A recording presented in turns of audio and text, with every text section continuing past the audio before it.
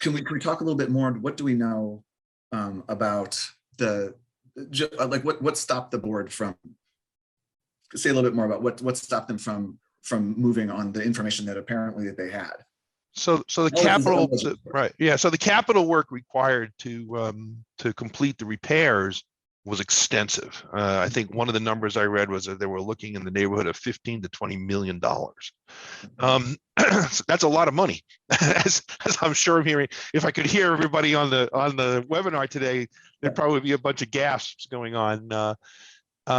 And so how to fund that and how that would impact the residents was a problem. It became very contentious. The board turned over more than once. So, members came, board members left. And so every time the board changed substantially, they had to sort of restart the process. They were well aware of the problem starting, I believe, in 2016. And as a matter of fact, they actually had the funding in place and they had everything in place ready to go. They were going to start the project to actually do the construction later in the year. They were, by this time, if the building hadn't fallen down, by this time the project would have been well underway. So, they missed it by maybe, by less than a year. Let's just say they missed getting it done by less than a year. So delays can be costly, not to mention tragic, to say the least.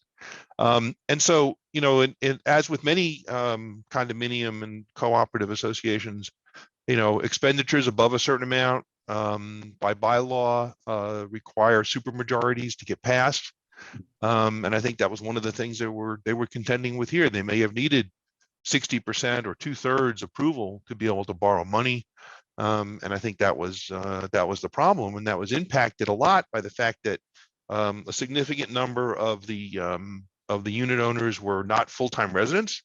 Many of the units were rented out, and so the landlords didn't necessarily want to spend the money, commit to the capital investment. And so you had those issues going on as well.